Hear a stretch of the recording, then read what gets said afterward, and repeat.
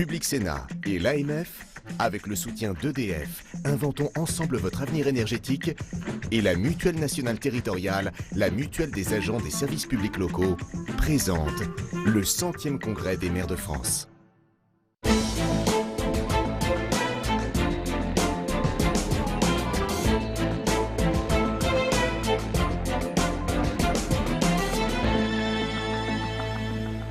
Bonsoir à tous, ravi de vous retrouver sur Public Sénat, toujours au cœur de ce 100e congrès des maires de France. Et le temps fort de cet après-midi, c'était le discours d'Édouard Philippe, le Premier ministre, qui est venu longuement s'exprimer devant les maires de France. Vous verrez les meilleurs moments de son discours dans quelques instants. Mais avant cela, pour parler de cette venue d'Édouard Philippe, le spécialiste des collectivités territoriales, Jean-Baptiste Forêt, bonjour. Bonjour Ariane. Vous êtes le rédacteur en chef délégué de la Gazette des communes.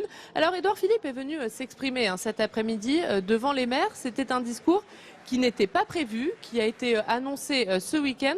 Est-ce que c'est une manière de rassurer ou de tenter de rassurer les maires avant la venue du président de la République jeudi ? Exactement, oui, Édouard Philippe vient en éclaireur aujourd'hui au congrès des maires. En effet, le pouvoir craint beaucoup la fronde des maires à l'occasion de l'allocution présidentielle de jeudi d'Emmanuel Macron. Les rapports des préfets sont quand même assez alarmants. Les remontées venues du terrain sont assez inquiétantes. Et on voit l'Élysée à la manœuvre depuis quelques jours dans cette affaire. On sait que les maires seront reçus à l'Élysée demain. On va assister ici, porte de Versailles, à un défilé de ministres très impressionnant. On aura par exemple 3 ministres demain pour la table ronde sur la ruralité. On aura Jacques Mézard, ministre de la cohésion des territoires. Sa présence est naturelle. Mais on aura aussi Agnès Buzyn en charge de la santé et Elisabeth Borne qui s'occupe des transports, 2 ministres dont la passion pour la ruralité n'avait jusque-là pas crevé les yeux. Et également Gérard Collomb et Jacqueline Gouraud qui seront là demain au congrès des maires de France. Alors Édouard Philippe est venu cet après-midi et il faut dire qu'Édouard Philippe, il est plutôt apprécié ici chez les maires de France puisqu'il a longtemps été maire du Havre. Oui, tout à fait. Édouard Philippe, c'est un élu parmi les élus. Il a été maire du Havre pendant 7 ans. Ses élections municipales en 2014 se sont extrêmement bien passées. Il a quand même été élu au premier tour dans une ville à l'origine communiste. C'est dire s'il a mouillé la chemise dans sa cité. Il est aussi proche d'Alain Juppé. Alain Juppé, c'est un Girondin dans tous les sens du terme, très attaché aux libertés locales, qui a fait de sa ville Bordeaux une vitrine de l'action publique. Donc Édouard Philippe est reçu par les maires comme un cousin de famille en quelque sorte. Eh bien, on va tout de suite regarder les meilleurs moments de ce discours d'Édouard Philippe qui s'est donc exprimé ici devant les maires de France cet après-midi. À notre arrivée, et à très court terme pour 2017, nous avons donc dû prendre des décisions rigoureuses et trouver environ 4 milliards d'euros pour respecter notre objectif de déficit et passer sous la barre des 3%. Respecter notre objectif de déficit, un objectif qui a été pris par la France, rappelé par des gouvernements très différents et qui, depuis longtemps, et pour des raisons que vous savez, n'a pas été tenu. Notre objectif était de faire en sorte que dès 2017, il soit enfin respecté. Sur ces 4 milliards d'euros de réduction de dépenses, car nous avons choisi, conformément à ce à quoi s'était engagé le président de la République pendant la campagne présidentielle, de ne pas augmenter les impôts à l'occasion d'un collectif budgétaire qui aurait pu être organisé à l'été. Sur ces 4 milliards d'efforts, tous les ministères ont contribué, y compris les armées. Et sur ces 4 milliards d'efforts, nous avons dû annuler 300 millions d'euros de crédits pour les collectivités territoriales. Il s'agissait de crédits qui avaient été préalablement gelés. Ils n'étaient pas encore engagés, mais bien entendu, cette suppression a pu faire connaître ou provoquer des retards dans des projets que vous aviez de votre côté envisagés. Si j'avais pu l'éviter, je l'aurais fait, car je sais que monter ces projets, pas simplement les monter techniquement, les concevoir, les expliquer, susciter l'adhésion sur ces projets demande du temps, demande de l'énergie. J'ai la conviction qu'aucun d'entre eux n'est définitivement compromis. Nous avons eu un peu plus de temps pour bâtir le budget 2018, dans un contexte qui est ce qu'il est, comme, sans me souvenir très bien de l'ensemble des interventions, de l'ensemble des premiers ministres depuis que j'ai été élu maire, j'ai quand même le sentiment qu'à chaque fois le budget et le contexte budgétaire qui vous a été présenté était toujours un peu difficile, donc je n'en rajoute pas, mais enfin, dans le contexte que vous connaissez, nous avons pris des décisions que je crois équilibrées. Tout d'abord, et à la différence de nos prédécesseurs, à la différence de ce qu'annonçaient, soit explicitement, soit implicitement, beaucoup des forces politiques pendant la campagne, nous avons pris la décision de ne pas baisser les dotations. Nous avons maintenu le niveau de la DGF qui avait connu, vous le savez, une baisse constante depuis 2013. Parallèlement, nous avons choisi de pérenniser les dotations de soutien à l'investissement local qui avaient quasiment triplé sur les 2 dernières années de la précédente mandature, mais triplé pour amortir l'effet de la baisse de la DGF, vous le savez. Nous allons donc conserver cette hausse pour les 5 prochaines années. Au total, ces dotations mobiliseront 1,8 milliard d'euros, c'est-à-dire précisément le même montant qu'en 2016. Nous avons en effet décidé de maintenir la dotation d'équilibre des territoires ruraux, la DETR, au niveau exceptionnel auquel le précédent gouvernement l'avait porté, c'est-à-dire à 1 milliard d'euros. Comme vous le savez, les catégories d'opérations prioritaires de la DETR sont définies au niveau local par une commission d'élus. Je ne crois pas qu'on puisse décemment considérer ces sommes ou cette procédure comme une arme de recentralisation massive. Même chose pour la dotation exceptionnelle, notez bien le terme, dotation exceptionnelle de soutien à l'investissement local, la DSIL, créée en 2016 à hauteur de 800 millions d'euros. Elle était vouée à disparaître. Nous avons choisi de la maintenir en 2018 à hauteur de 665 millions d'euros, au point même de l'inscrire dans le Code général des collectivités territoriales. Parce que le président de la République a été élu sur un mandat de transformation, nous avons décidé, avec Gérard Collomb, d'orienter cette dotation autour de plusieurs politiques publiques prioritaires pour transformer nos territoires. La rénovation thermique des bâtiments publics, le soutien aux projets d'investissement dans les mobilités ou la construction de logements, le développement du numérique et de la téléphonie mobile, les contrats de ruralité. Ces priorités ne sont pas uniquement celles du gouvernement. Je pense qu'elles recoupent assez largement les vôtres.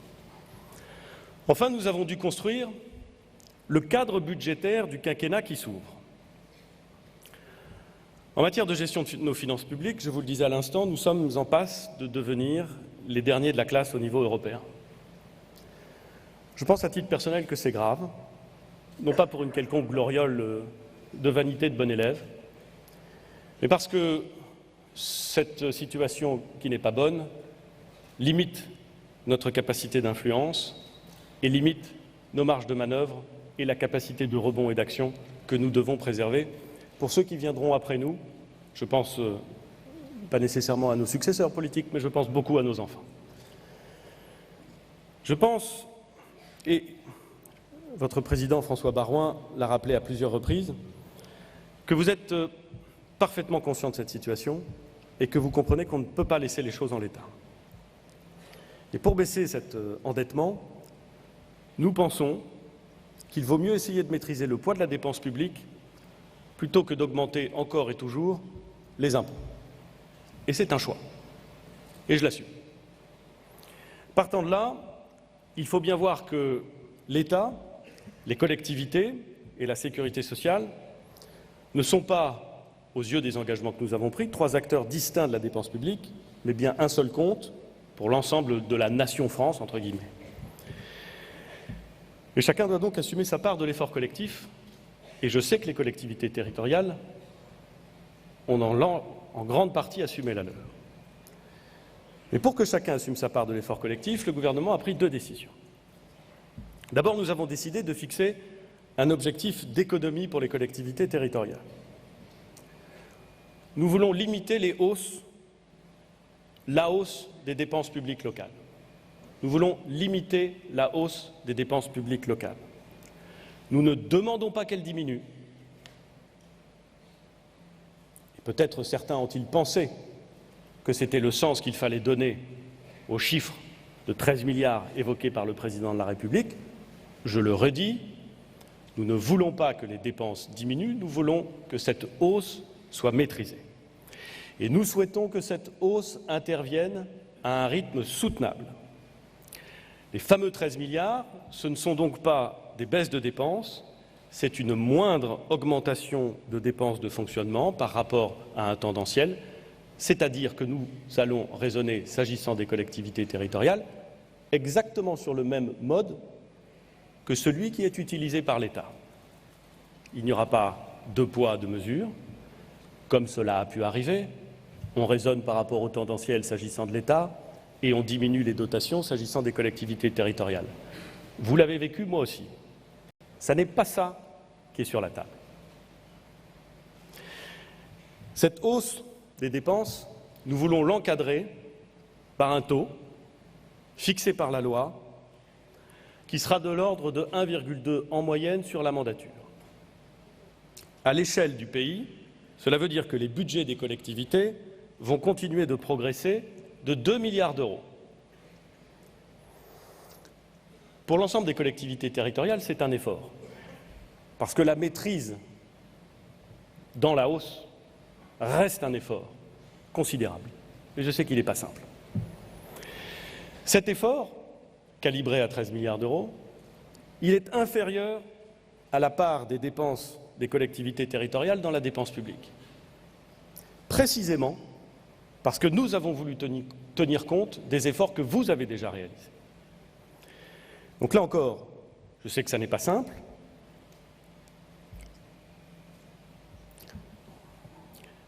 D'ailleurs, en 2015, si les dépenses de fonctionnement des communes et des intercommunalités ont augmenté d'1,4% en moyenne, en 2016, comme vous le savez, elles ont légèrement baissé, moins 0,2% en moyenne, c'est-à-dire 300 millions d'euros de dépenses en moins sur le bloc communal. C'est la preuve que ce que nous proposons est réaliste. Pas simple, mais c'est réaliste. La proposition que vous fait le gouvernement, c'est de discuter d'une hausse maîtrisée. Et une hausse maîtrisée, c'est quand même autre chose qu'une baisse nette. Deuxième décision, ne pas diminuer les dotations.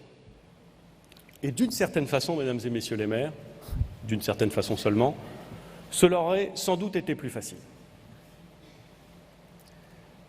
Parce que vous y avez été habitués. Pas exactement avec plaisir, je sais, je l'ai vécu. Mais ça s'est déjà fait. Ça s'est déjà fait. C'est automatique, c'est brutal, c'est redoutablement efficace. Mais ce n'est pas ce que nous avons choisi. Notre méthode à nous, c'est le contrat. Ce contrat sera conclu avec les plus grandes collectivités qui représentent jusqu'à 3/4 de la dépense locale. Parce que nous voulons faire le pari d'une nouvelle relation entre l'État et les collectivités territoriales, parce que nous voulons faire le pari d'une relation qui soit plus respectueuse de vos choix de gestion locale. Alors une nouvelle méthode, j'en ai conscience, ça suscite forcément des inquiétudes. Et c'est normal. Mais d'une part, je voudrais vous dire que nous ne concevons pas ce dispositif tout seul dans notre coin, dans le silence des cabinets ministériels. Pour nous aider dans cet exercice inédit pour l'État, nous avons missionné un groupe présidé par Alain Richard et Dominique Bure. Alain Richard, vous le connaissez, est ancien ministre et sénateur du Val-d'Oise. Dominique Bure est ancien préfet de région, auquel des élus locaux ont participé. Je veux ici remercier Alain Lambert, qui était à l'origine même de cette idée de contrat il y a quelques années avec Martin Malvy, Olivier Dussopt, député de l'Ardèche, et Jean-Luc Warsmann, député des Ardennes. Vendredi dernier, la mission m'a remis ses propositions. Elles sont le fruit de nombreuses auditions et je voudrais remercier sincèrement toutes les associations d'élus de leur contribution. Nous sommes maintenant dans le temps de la concertation en vue de nourrir les textes législatifs à la mi-décembre et de disposer dès 2018 d'une base juridique pour ces contrats. Le Sénat a voté l'article qui préfigure cette contractualisation et, je le sais, attaché aux libertés locales, je suis rassuré sur le fait que ce que nous vous proposons, sur le principe, encore faut-il discuter des modalités, va dans le bon sens. Pour choisir les collectivités concernées, nous retiendrons soit un critère démographique qui recouvrerait environ 320 collectivités, soit, et c'est plutôt la recommandation de la mission sur les finances locales, un critère budgétaire pour les collectivités dont les dépenses dépassent 30 millions d'euros, ce qui représente environ 600 collectivités, moins de 400 communes et moins de 200 EPCI. Ce sera l'un ou l'autre. Mais ça veut dire en tout état de cause que dans votre immense majorité, vous n'êtes pas concernés par ce mécanisme contractuel.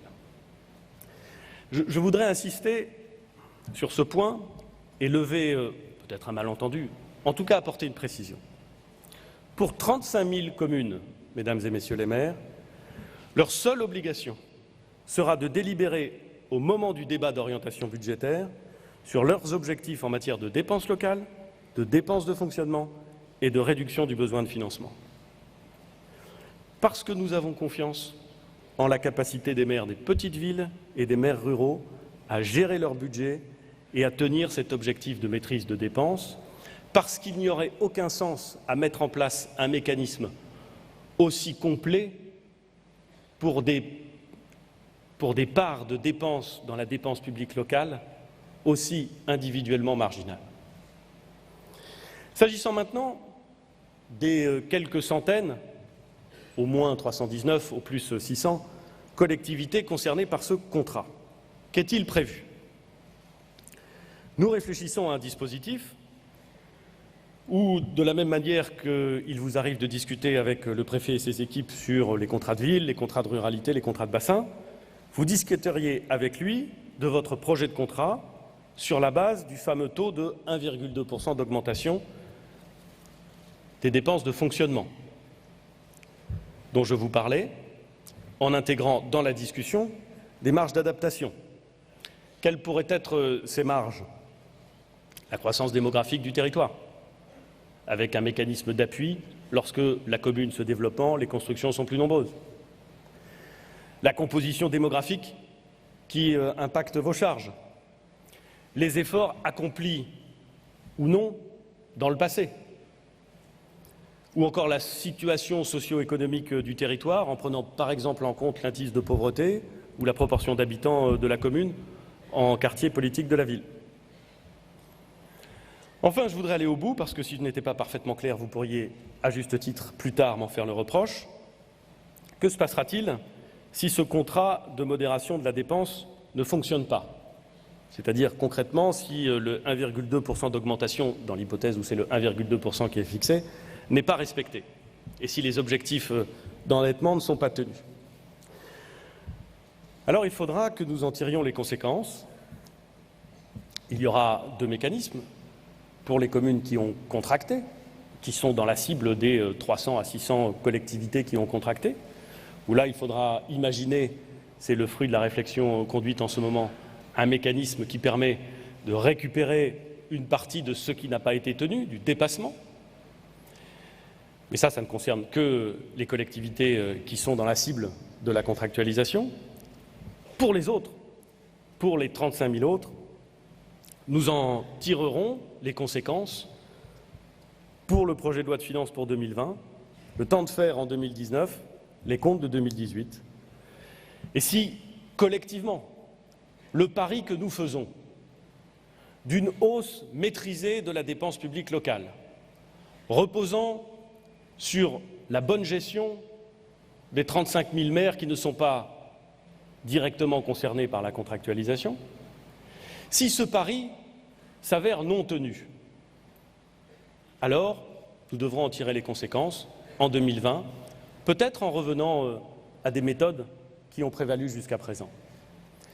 Mais mesdames et messieurs les maires, je pense que nous pouvons l'éviter.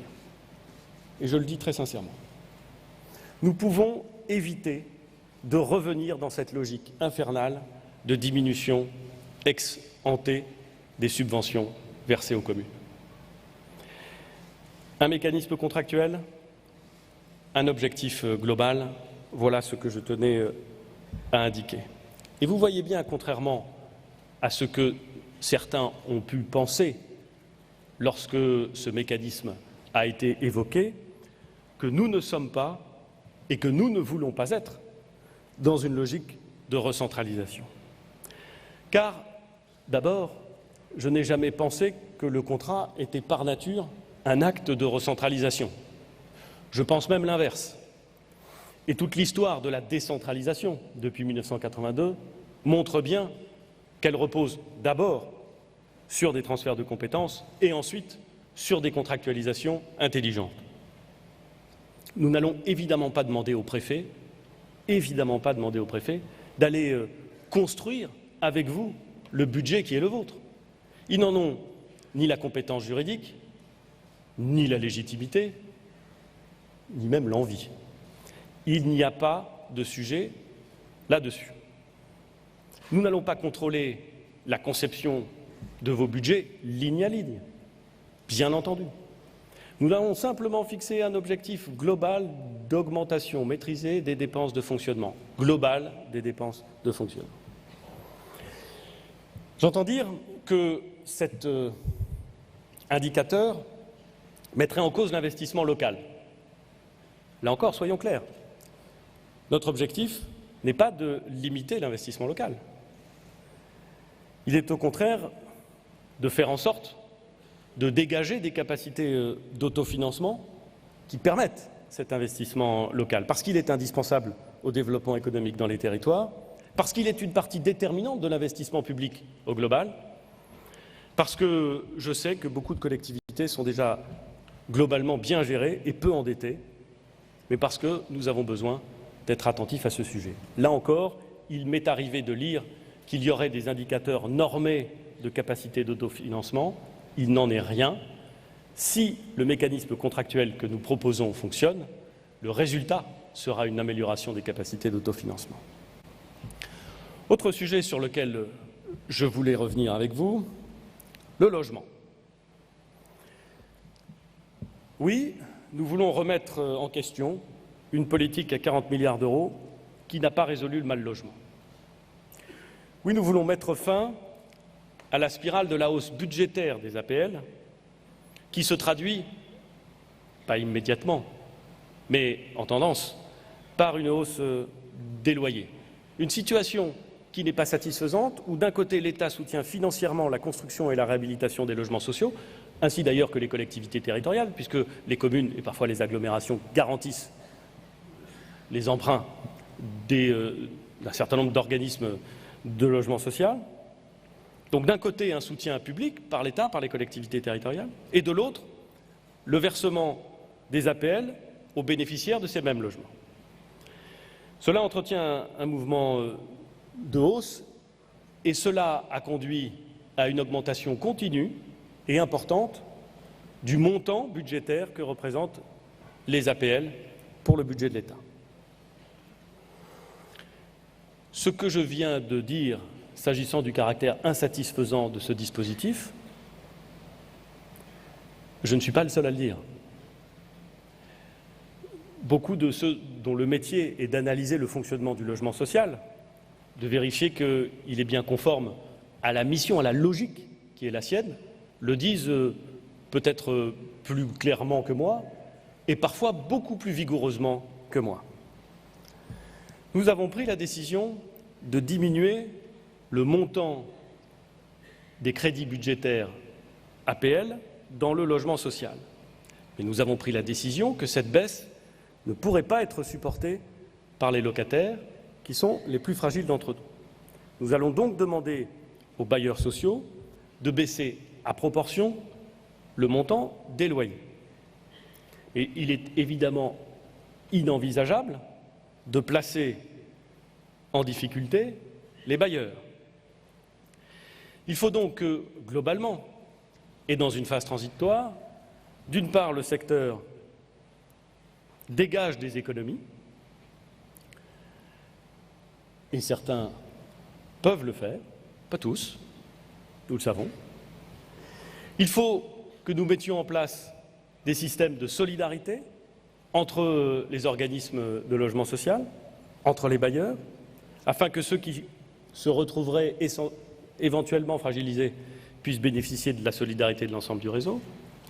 Et il n'est pas question de laisser des bailleurs en situation de faire jouer les garanties octroyées par les collectivités locales. Parce que ce serait venir porter un coup dangereux au logement social et parce que ce serait venir impacter de façon, là encore, très dangereuse, les collectivités territoriales. Le système de péréquation qui devra accompagner la recomposition du tissu HLM devra rechercher un bon équilibre entre efficacité et proximité et ne devra laisser aucun territoire en déshérence. C'est l'objectif de la discussion que nous avons et que nous portons en ce moment avec les bailleurs sociaux. Au-delà de la réforme des APL et des loyers, le gouvernement, sous l'impulsion de Jacques Mézard, que je salue, propose aux bailleurs sociaux une réforme structurelle, ainsi qu'un ensemble de mesures qui doivent permettre d'accompagner les évolutions du modèle économique du secteur sur les 3 prochaines années. J'ai rencontré à plusieurs reprises les représentants des bailleurs sociaux et le dialogue se poursuit.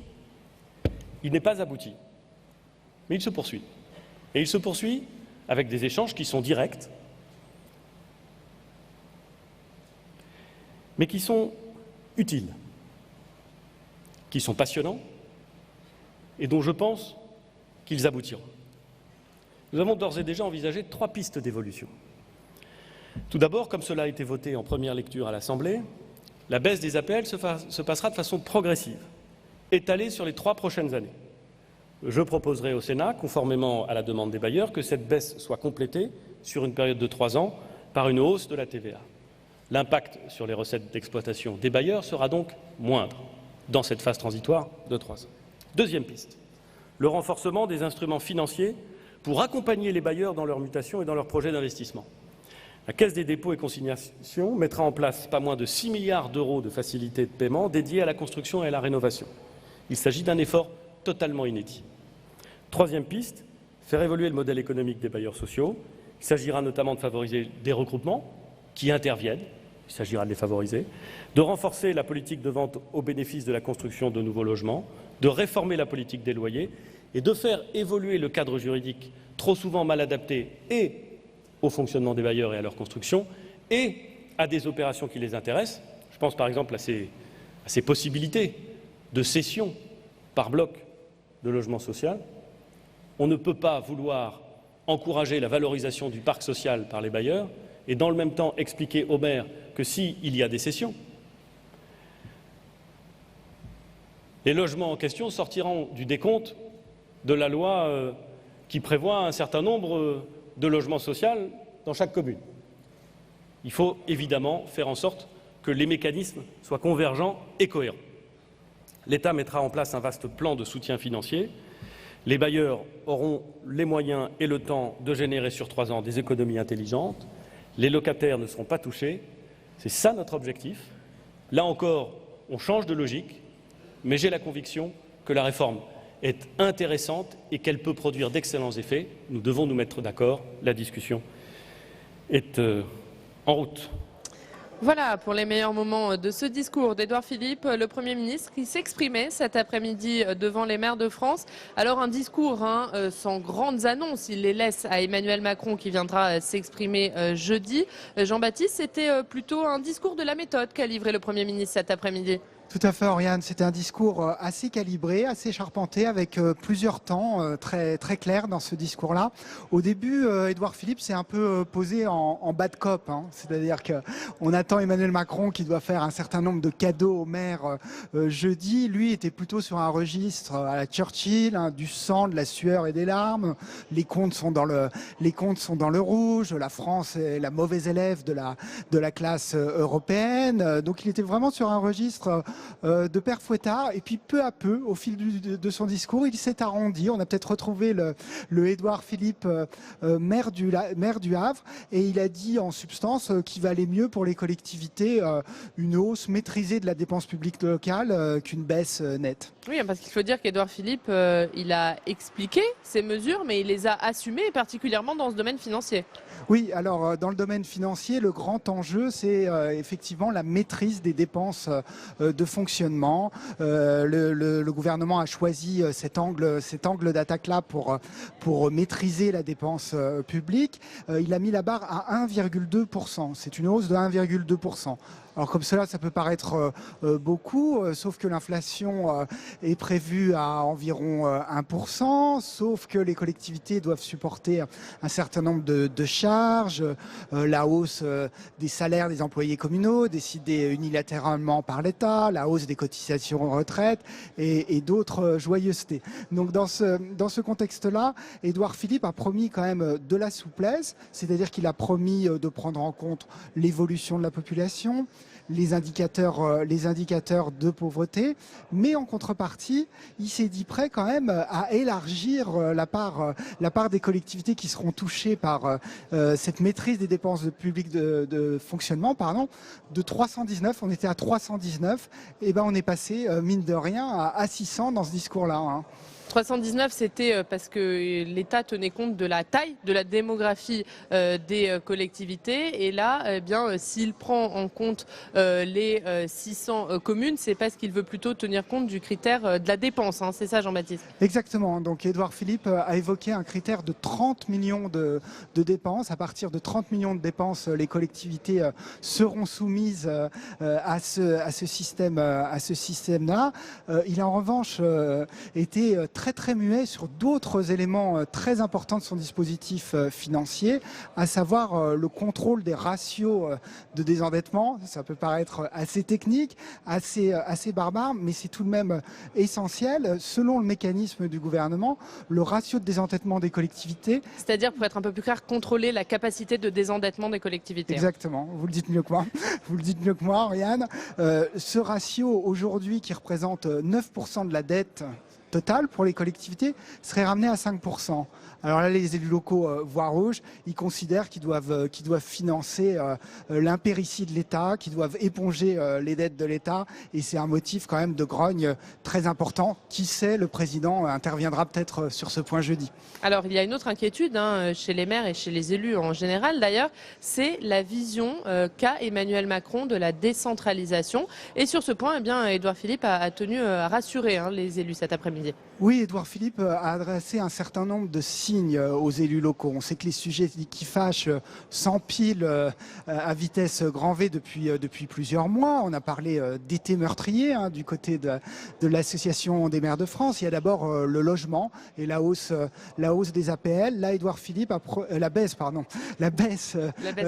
des APL. Édouard Philippe là-dessus a promis que la baisse des APL serait étalée. Il a promis un mécanisme de TVA qui serait plus favorable aux offices publics HLM, qui sont en partie financés par les collectivités. Donc c'est plutôt bien vu de sa part de ce point de vue-là. Il a également prévu un assouplissement d'un transfert concernant l'eau et l'assainissement aux intercommunalités. Les maires des petites communes ne voulaient pas transmettre à l'échelon supérieur ces politiques-là. On sait que beaucoup de compétences filent à l'échelon du dessus, et il n'est absolument pas à ce que des grandes intercommunalités perçues parfois comme un peu inhumaines se saisissent de ce dossier. Et puis Édouard Philippe, il a également parlé d'un sujet qui passe mal, là aussi chez les élus locaux, c'est la baisse des contrats aidés. Alors là-dessus, Édouard Philippe a joué une sorte d'opération vérité. Pour le coup, il n'a pas pris de gants, il n'a pas pratiqué la calinothérapie avec les élus. Il a dit très clairement que les emplois aidés servaient aux maires à baisser les chiffres du chômage avant les élections.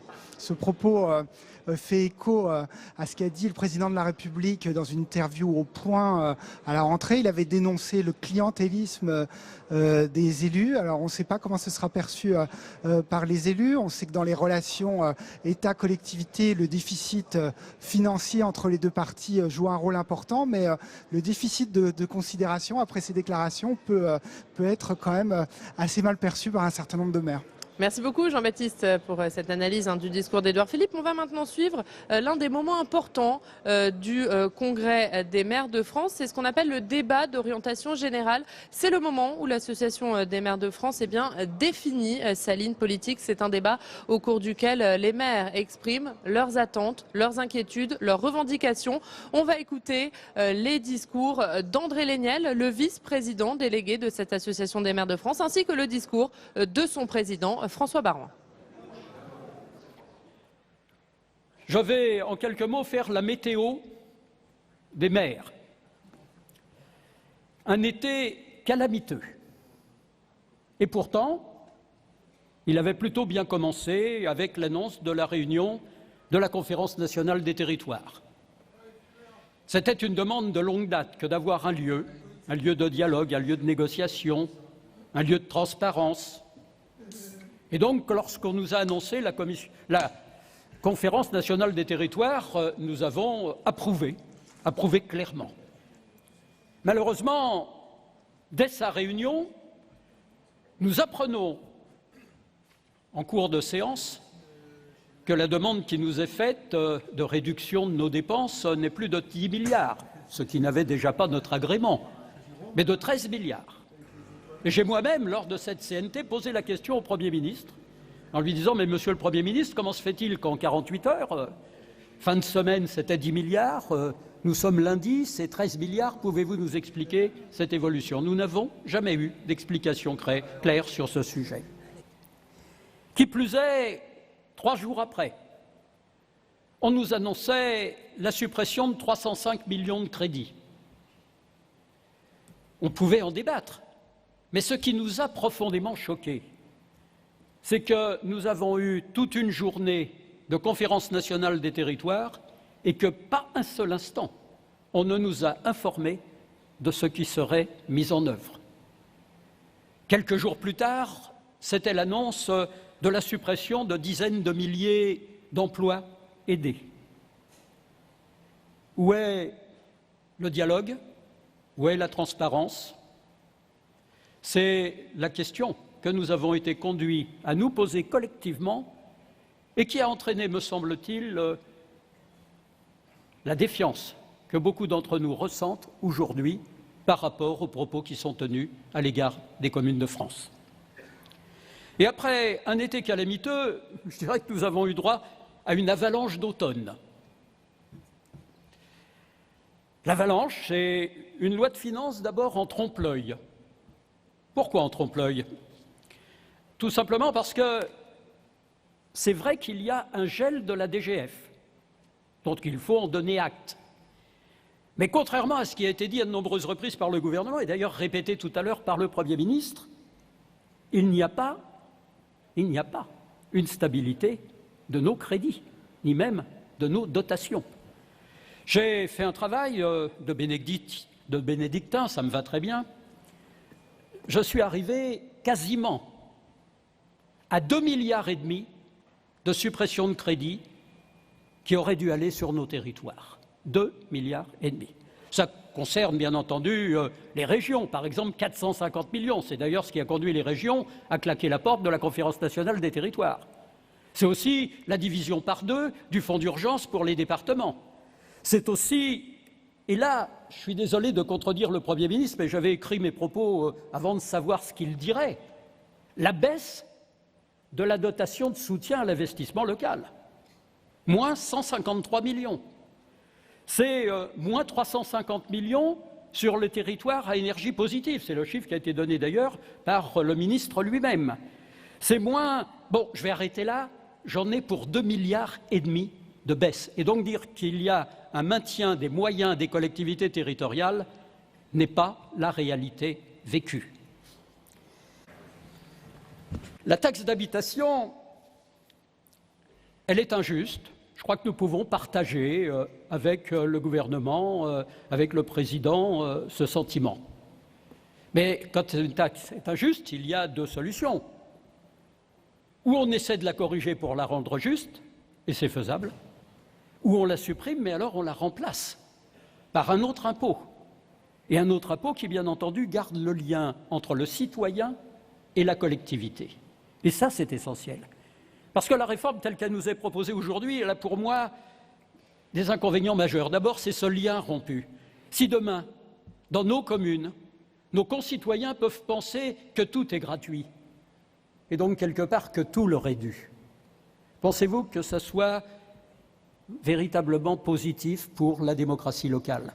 À l'évidence, certainement pas. À l'évidence, c'est une erreur grave. À l'évidence, c'est la citoyenneté qui est mise en cause. Mais on nous dit c'est pour qu'il y ait plus d'égalité et plus de justice. Mais je veux dire, quelle justice? Alors qu'il y aura plus de 7000 communes, vous m'entendez bien, plus de 7000 communes qui auront au maximum 5 contribuables. Il y en a même qui n'en auront plus du tout, quelques dizaines. Que veut dire un impôt sur lequel, bien évidemment, il n'y a plus aucune marge de manœuvre, mais qui introduit des inégalités profondes? Ma petite ville d'Issoudun, ville ouvrière, revenu par habitant 20% de moins que la moyenne nationale, malheureusement. Je vais avoir quoi? Allez, au maximum 5% de la population qui va payer encore la taxe d'habitation. 5%. Neuilly, bon, j'aurais pu prendre d'autres communes où la population est aisée. Ils vont avoir encore 75-80% de contribuables. Et donc ça veut dire que s'ils ont envie d'utiliser leur liberté fiscale, ils pourront faire porter l'effort sur 75 à 80% des foyers. Alors que moi, dans ma modeste commune, si je veux faire porter l'effort, il portera sur 5% seulement des foyers, ce qui veut dire que ça n'est pas réalisable. Et donc c'est une nouvelle inégalité, une inégalité fondamentale, et qui bien entendu pénalise les communes qui ont des populations pauvres et favorise, ou en tout cas défavorise extraordinairement moins les communes qui ont une population à revenus aisés.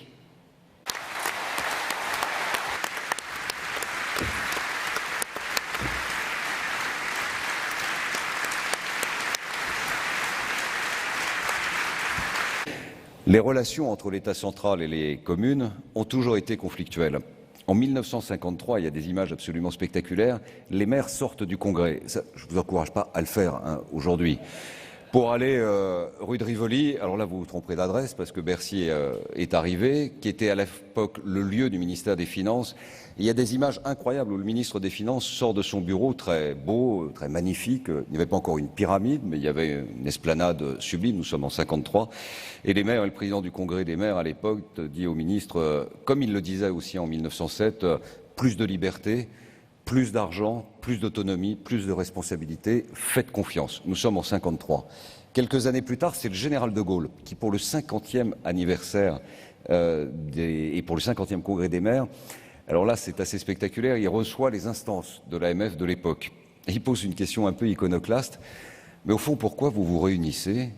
Pourquoi vous faites un congrès? Le général de Gaulle. Ce n'était pas l'enfant trouvé au pied de l'église, c'était le sauveur de la liberté de notre pays qui, d'une certaine manière, incarnait le plus et le mieux l'identité de la France. Il pose quand même la question. Il est le chef de l'État. C'est dire si ce niveau un peu de schizophrénie qui nous menace tous, sous une forme ou sous une autre, a frappé parmi les plus grands hommes selon que l'on se retrouve d'un côté ou de l'autre de la responsabilité de l'État.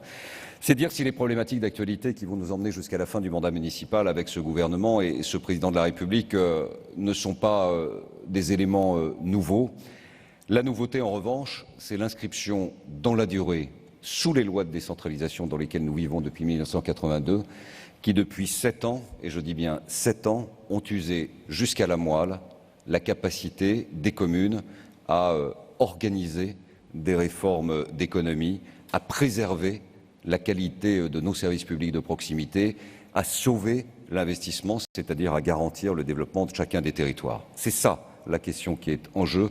Et je dirais en votre nom, si la confiance nous est accordée dans une mobilisation très puissante, au président de la République, je dis qu'il nous fait l'honneur de venir à ce 100e congrès des maires de France, car c'est un honneur de recevoir un président de la République, surtout en début de mandat, pour fixer une trajectoire partagée, un contrat de confiance, un pacte de partenariat entre l'État et les communes.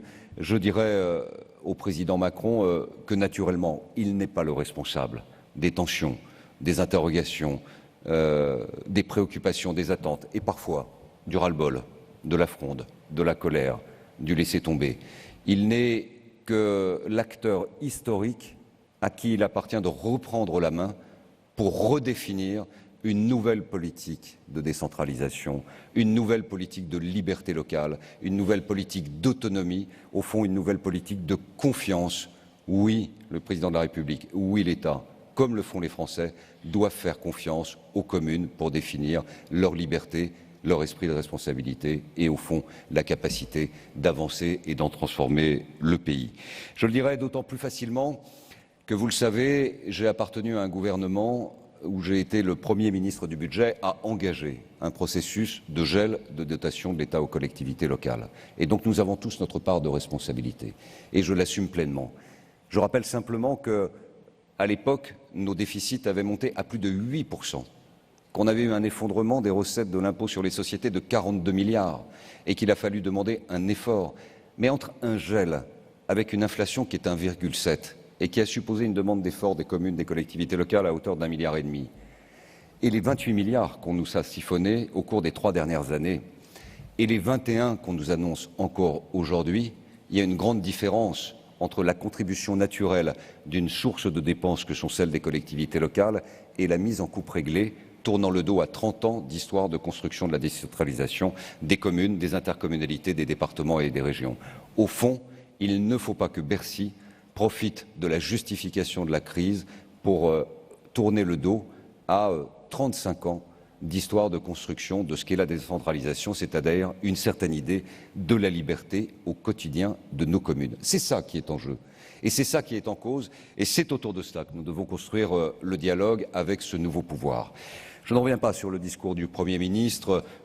Il a souhaité venir, il a été accueilli de manière très républicaine et je vous en remercie. L'image que nous donnons également de la capacité d'offrir une qualité d'écoute, car nous sommes des hommes et des femmes de dialogue. C'est notre mission, c'est notre fonction. On est même programmé pour ça. On place au-dessus de tout engagement militant et partisan l'intérêt supérieur du territoire et par définition, une fois qu'on est élu, on travaille pour tous et donc on doit être à l'écoute de chacun.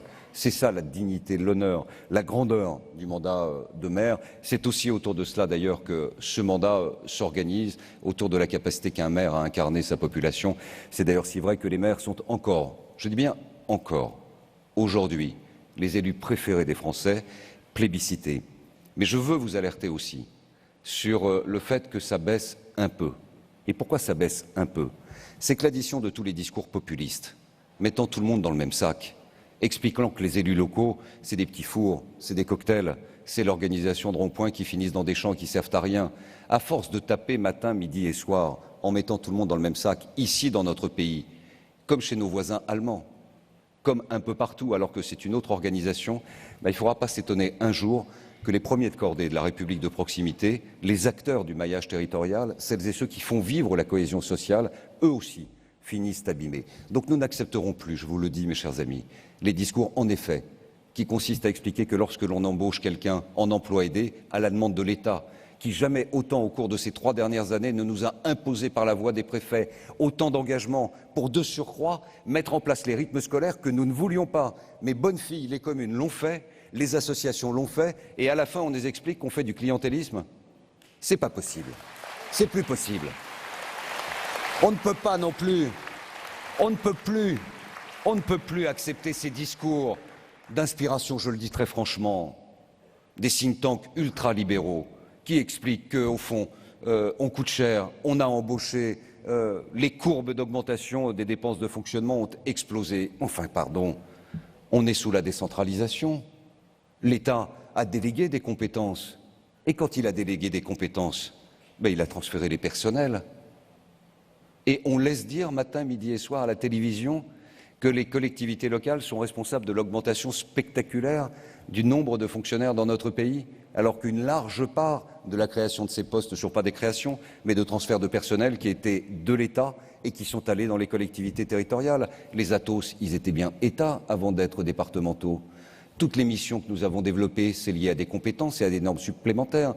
L'aménagement des rythmes scolaires que nous avions contesté, il a fallu nous organiser derrière. C'est passé par des contrats aidés, mais c'est aussi passé par des emplois structurés à l'intérieur de nos collectivités locales. Et on vient à la fin nous dire « mais vous avez augmenté vos dépenses de fonctionnement, tout ça est inacceptable et inadmissible, et on va vous mettre une règle d'or supplémentaire, et on va vous mettre en coupe réglée sur l'endettement, et on va vous interdire de développer l'investissement ». Ces discours-là, mes chers collègues, dans notre unité, quels que soient nos engagements militants, dans notre unité, dans notre passion, dans notre, au fond, implication au service de nos territoires, nous devons, par la force de notre unité, mais par la mobilisation puissante, le porter haut et fort pour les 3 jours de ce congrès, pour corriger le tir, tout simplement pour protéger une certaine idée de la République de quotidien. C'est l'intérêt de l'État, c'est l'intérêt du président de la République, c'est l'intérêt du gouvernement, c'est l'intérêt de chaque Français, c'est l'intérêt de nos communes de lutter matin, midi et soir, en tout temps, tout lieu, toutes circonstances, sans faiblesse, contre tous les populismes, d'où qu'ils viennent,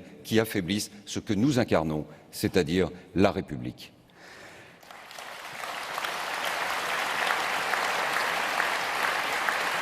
Alors, nous allons essayer d'écrire et après, évidemment, nous aurons l'occasion de nous exprimer jeudi prochain, les uns et les autres, le matin, pour mettre en perspective les problématiques financières et naturellement, jeudi après-midi, en recevant le président de la République. Donc je ne vais pas tout mettre en perspective et laisser le soin, évidemment, à l'échange et au dialogue pour que ces orientations générales puissent mettre la lumière sur ce que nous allons faire au cours de ces 3 années.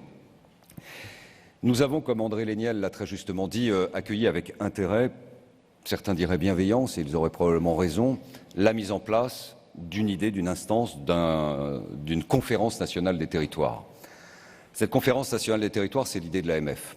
Nous la portons depuis 3 ans, et nous la portons depuis même plus longtemps. Nous la portons depuis de nombreuses années, c'est-à-dire ces années qui ont constaté, avant les 7 années de réduction financière, à l'incapacité que l'État a d'accepter l'idée même de la décentralisation, car au fond, on est au cœur de cela. Je pense que beaucoup à la tête de l'État n'ont jamais véritablement accepté la décentralisation. Et que, par le grenier, par la cave, par la fenêtre, par la porte d'entrée, par la porte de sortie, il y a toujours une volonté de se réapproprier ce pouvoir perdu. C'est assez naturel, c'est peut-être dans l'espèce humaine, mais c'est quelque chose qui doit nous alerter sur ce qui se met en place. La Conférence nationale des territoires est une bonne méthode et nous l'avons saluée. L'inscrire dans un calendrier aussi rapide était également une bonne méthode, puisque dès le mois de juillet, nous nous étions rassemblés. Mais c'est vrai que l'annonce du passage de 10 à 13 milliards n'est pas passée et n'est pas acceptable. Nous demandons, je vous le rappelle, c'est notre manifeste, l'arrêt de la baisse des dotations. Nous avons apporté notre contribution et nous l'avons apporté au prix d'une altération de la qualité des services publics dans un certain nombre de communes, mais nous l'avons également apporté avec un effondrement, je le rappelle, de l'investissement national et local de 25% en 2 ans. En d'autres termes, ce que nous avions dit à cette tribune il y a 3 ans, à l'annonce des 11 milliards en moins devenus 28 milliards, est arrivé. Il y a eu près de 30% d'investissement public en moins. Je vous rappelle que l'État n'investit plus, que ceux qui portent l'investissement dans notre pays, ce sont les communes et les intercommunalités à plus de 60%, et que les collectivités locales, globalement, portent 75% de l'effort d'investissement national. Je rappelle que dans notre modèle économique, 10% d'investissement en moins, c'est 0,2 point de croissance. Il y en a eu moins 30, on est à moins aussi points de croissance par rapport à la moyenne européenne. N'allez pas chercher beaucoup plus loin les causes et les raisons pour lesquelles il y a eu moins de création d'emplois, moins de soutien à la croissance au cours de ces dernières années. Nous n'avons pas pu jouer notre rôle d'agent économique au service du soutien de la croissance. En conséquence, nous demandons encore plus d'efforts alors que nous sommes la seule source de dépenses qui a réduit sa part dans la dette, qui a réduit sa part également ou qui a apporté sa contribution dans la baisse des déficits. Passer de 10 à 13 milliards, passer en réalité de 10 à 20 milliards n'est pas atteignable. Et nous ne pouvons pas l'accepter, pas même en restant à la table des discussions de la CNT. Il appartiendra aux instances de se réunir le moment venu pour savoir quelle sera l'issue. Nous attendons donc avec beaucoup d'impatience la parole du président de la République sur cette revendication. De même qu'entendre le lendemain de la fermeture de la Conférence nationale des territoires, un surgel budgétaire portant exclusivement, tenez-vous bien, sur la DETR, sur les contrats ruralité et sur la politique de la ville, n'est pas plus acceptable. La sortie sur les emplois aidés, ça n'est pas un débat sémantique, philosophique ou politique pour ou contre les emplois aidés. Il faut vraiment ne rien connaître à nos pays pour ne pas comprendre que ces emplois aidés, c'est le dernier levier d'insertion pour des gens qui, s'ils ne sont pas emplois aidés, ils seront pris en charge par la solidarité nationale au RSA. Donc il y a un seuil en dessous duquel, de toute façon, on ne pourra pas descendre. Il aurait mieux valu faire un collectif budgétaire au mois de juillet pour faire le bridge, si vous me permettez l'expression, jusqu'à la fin de l'année et qu'on mette dans la CNT le cadre général, tant de chômage en moins, tant d'emplois aidés en moins, mais il y a un seuil incompressible qui fait qu'on dira à un moment donné on est dans le plein emploi et qui dira à un moment donné on n'a pas besoin de plus de tant X dizaines de milliers d'emplois aidés. Mais ce qui était en cause, c'était donc pour ou contre les emplois aidés. Ce n'est pas un débat gauche-droite, ce n'est pas un débat opposition-majorité. C'est un débat sur la parole de l'État et le respect de la continuité de la parole de l'État dans l'engagement financier aux côtés d'un public qui est en grande difficulté, surtout en période de chômage de masse. Voilà pour ce discours de François Baroin, le président de l'Association des maires de France, à l'occasion de ce débat d'orientation générale qui a lieu cet après-midi lors de ce congrès des maires. François Baroin, Jean-Baptiste, eh bien, il a répondu à Édouard Philippe qui s'exprimait juste avant lui. Il a répondu notamment sur la phrase qu'a prononcée Édouard Philippe sur les contrats aidés.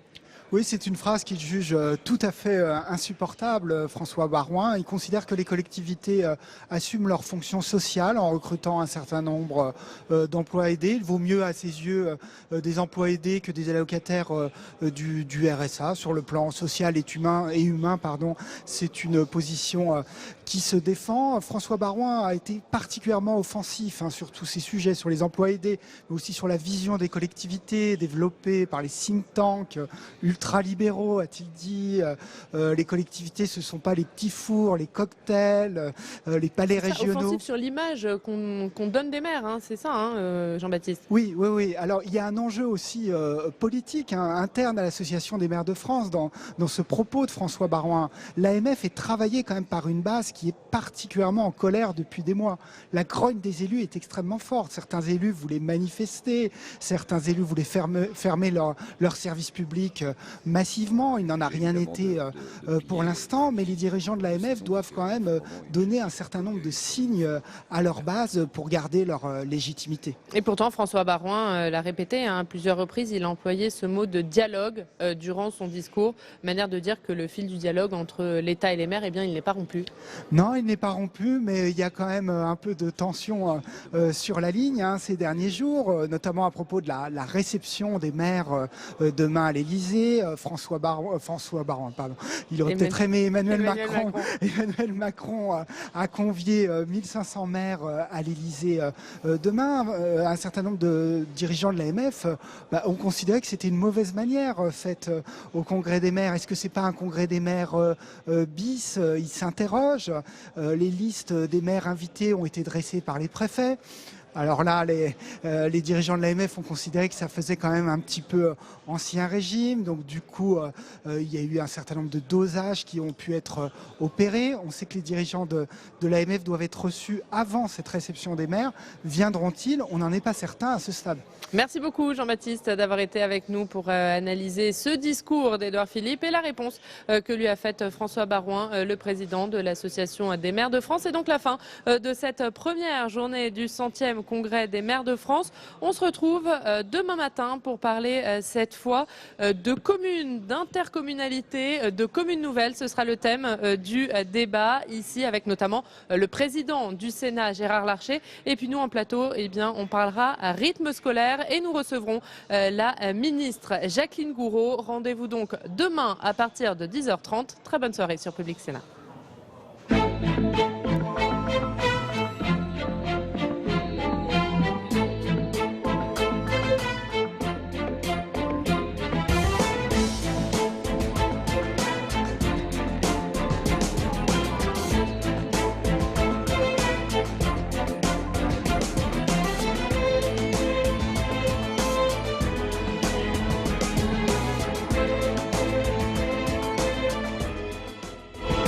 Public Sénat et l'AMF, avec le soutien d'EDF, inventons ensemble votre avenir énergétique et la Mutuelle nationale territoriale, la mutuelle des agents des services publics locaux, vous ont présenté le 100e congrès des maires de France.